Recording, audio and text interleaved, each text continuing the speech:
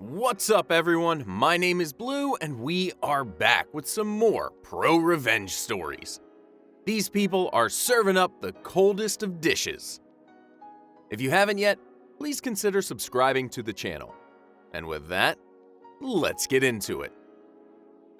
Homophobic parents made my life hell for 2 months, so I gave them a taste of their own medicine.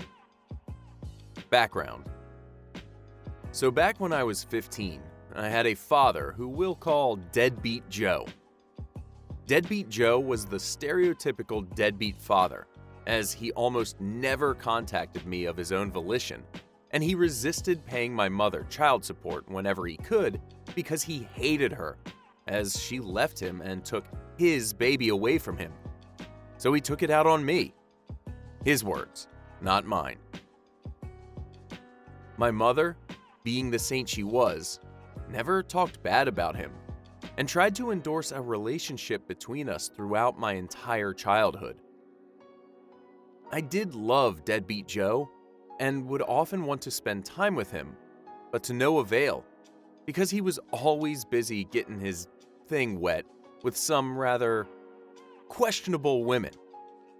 So I was basically forgotten about by him until the few occasions when he realized he remembered that he did have an older son. Because of that, I was raised by my mother and my stepfather, who I call Dad. They really loved and still do love me, and they worked their butts off to make sure that I was well cared and provided for. Unfortunately, me and my family had to move away to another state when I was 12, which meant that my parents ended up buying a house which we moved into. Now, something to mention up to this point, we were very poor, and my parents ended up buying a house after getting a great deal for it. However, the house was and is very poor quality, and my parents didn't know that, so we ended up basically getting scammed. My mother lost her job, and over time, we ended up becoming so poor that we ended up having to rely on food banks to supply us with the food necessary to survive. Luckily, or rather unluckily, Deadbeat Joe and his new wife, who we'll call Chris, said that they'd take me in and that they had a good, decent quality of life, which my parents bought because to my mother, Deadbeat Joe didn't really seem like the type of guy who would lie about something that big. So, despite my objections, I hated Deadbeat Joe by this point. I went to go live with Deadbeat Joe and Chris, plus their kids, due to the fact that my real parents were about to lose our home at the time, and they didn't want me to be homeless along with them. At first, they were very welcoming. But after a few weeks, things started to change. Both Chris and Deadbeat Joe had lied, and they were just as poor as my parents were.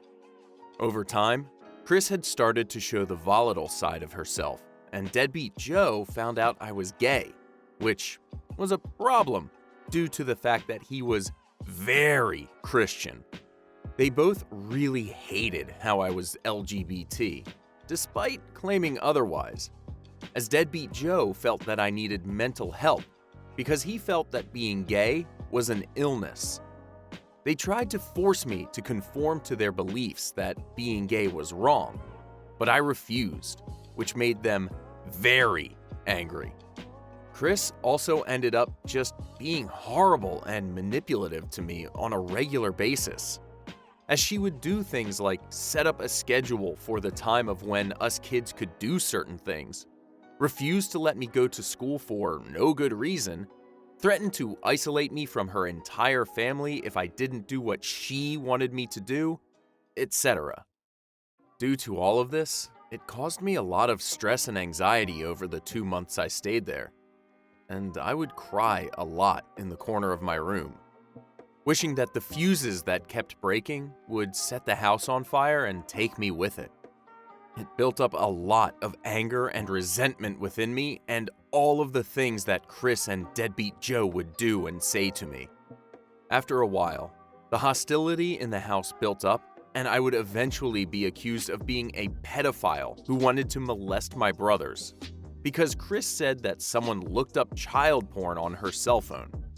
Deadbeat Joe ended up taking away my phone and threatening me with knives, which culminated to me taking my phone back and running away to hide in the bushes outside of the trailer park we lived in. The cops came. My parents manipulated the situation to make it seem like I was a terrible child, and they left. The next week was a living hell afterwards, as Chris and Deadbeat Joe kept trying to get a confession out of me and kept threatening me. But I held my ground and was able to leave their house and move back in with my parents. By this point, I was seething with rage, but I didn't do anything to them as I wanted to move on. However, a month after I left her house, I remembered the smug face Chris made throughout the week she kept me a prisoner in her house and kept trying to ruin my life. I decided that I hated her too much to not retaliate against her and her husband. So that's what I ended up doing. The revenge. I decided that I would sign Chris up for all the spam and junk mail I could find using the information I could find online and on the school directory of the school she worked at. Looking to hear the sacred word of Scientology? Click. Want to hear about our crappy products that will fall apart after one use? Click. Want to see some hot, sexy women get it on with each other? Click, click, click. Next, I decided to send Chris's family some recordings I took of some of the things that she would say to me. During my stay at Chris's house, I had recorded the things that she was saying to me, so I had evidence to show my parents that she was abusing me. I ended up sending those recordings to all of her close friends and family before blocking them. They were very bad, so it wouldn't have surprised me if some of them ended up distancing themselves from her after listening to it. Lastly, I decided I would continue to make Deadbeat Joe pay my mother for what he owed her in child support. I was originally going to ask my real dad to adopt me, but after learning of how much money Deadbeat Joe had to send my mother, around $1,200 per month, I did the math and concluded out of spite that I would let my mother keep on milking him for what he was worth until I turned 18.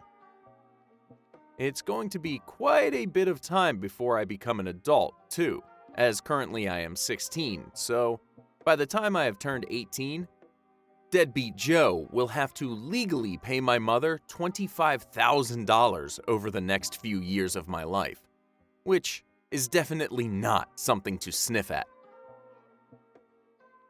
Resolution.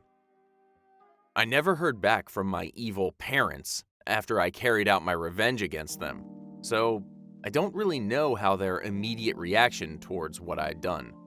However, after going back to the school directory to see if any changes were made to it, I discovered that almost all of the teachers' info was scrubbed from the site, and my stepmother's name was nowhere to be found. I connected the dots, and it made me realize that I had caused an entire site-wide change, and the reason why I'd never heard back from my abusive parents was because of how badly I had humiliated Chris.